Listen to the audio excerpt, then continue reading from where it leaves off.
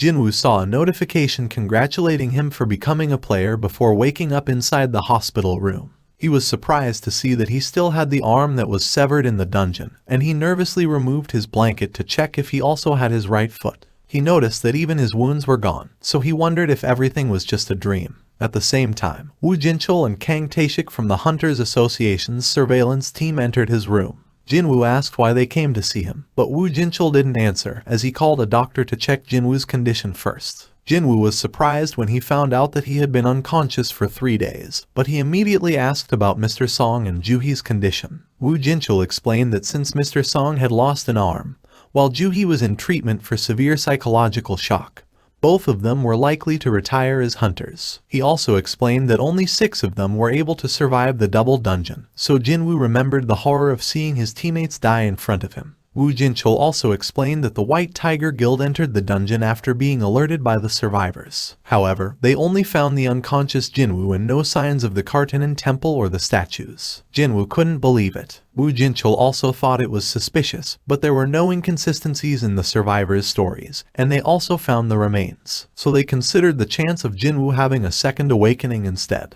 Although a hunter's ability is determined after awakening, there are rare occasions where a hunter goes through a second awakening and rises to A or even S rank. Jin-Woo hoped it would be the case for him, and he was excited to have his mana measured again. Woo Jinchul thought the only way the powerful statues would disappear without a trace was if Jin-Woo had a second awakening, gained strength similar to S ranks, and defeated the magic beasts. However, the mana meter only showed a rating of 10.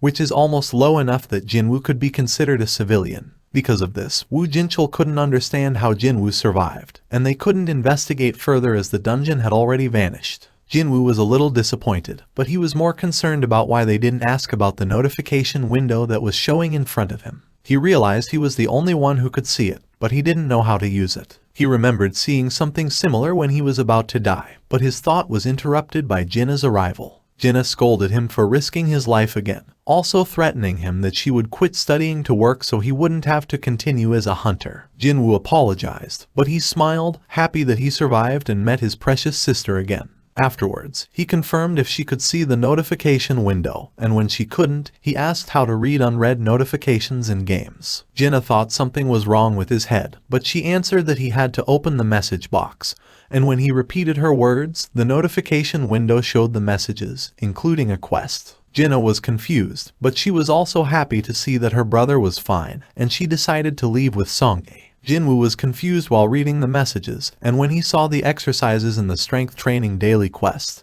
he thought it was a joke, especially after seeing the penalty for failure. He didn't know what was going on, but he decided to just ignore it and rest. At the same time, Woo Jinchul reported to Chairman Go that Jin-Woo didn't have a second awakening. They agreed that it needed further investigation as it was a unique case, but they were glad that the incident didn't result in a dungeon break. Inside the Hunters Guild headquarters, Choi Jong-in asked Cha Hae-in to be an instructor on a raid that would serve as a test for their new recruits. Cha Hae-in was confused, as she has doubts about her ability to mentor, but Choi Jong-in asked her to just fight like usual.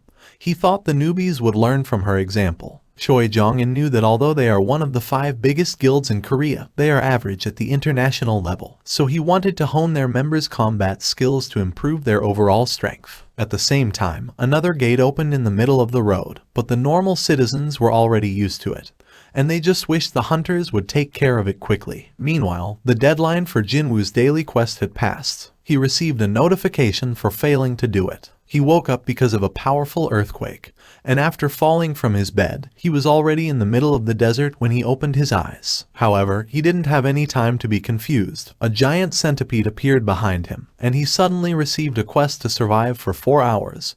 So Jin-Woo's face was painted with disbelief. The nurse was confused at Jin-Woo's disappearance, and while they were looking for him, Jin-Woo was already running away from the centipedes for almost 2 hours. Despite the increase in the centipede numbers, Jin-Woo managed to survive until the timer had almost run out, but the centipede was also about to devour him. Luckily, the timer was a second faster. Jin-Woo stared at the quest window while panting, and he lost consciousness before he received the quest reward, while the nurses were shocked to see him lying on the floor. After telling Jinna that he was recovering well, Jin-Woo left his room to do the exercises on his daily quest. Meanwhile, Juhi rejected an easy raid because of the previous trauma, but she felt better after hearing about Jin-Woo's recovery. She immediately went to visit Jin-Woo. He heard the nurses talking about a person who was running every morning, and she was surprised to see Jin-Woo. However, when she heard that he was trying to quickly get back in shape to continue as a hunter, she decided against meeting him. 4 days had passed since Jin-Woo regained consciousness. He figured out that he would receive 3 rewards for completing his daily quest. The first was full recovery, which could even remove his exhaustion completely. Second was the ability points that he was currently using to increase his strength. And the third was a random loot box. Jin-Woo usually gets useless items from the box, but this time he received a key to an instance dungeon located in Hapjeong subway station. Jin-Woo had no idea what an instance dungeon was, but he could tell that it would help him get stronger, although he couldn't help but feel nervous when he remembered the statues from the dungeon. While planned raids for gates all over Korea were being reported in the news, Jin-Woo visited her sick mother. He still remembers how she suddenly lost consciousness 4 years ago. The doctor explained that her condition was called eternal sleep disease, and it was due to continual exposure to mana that was coming from the gates. And sadly, the best modern medicine could do is provide life support. Jin-Woo also remembered the moment he qualified as a hunter. He thought it changed his life for the better and that he could finally afford his mother's treatment.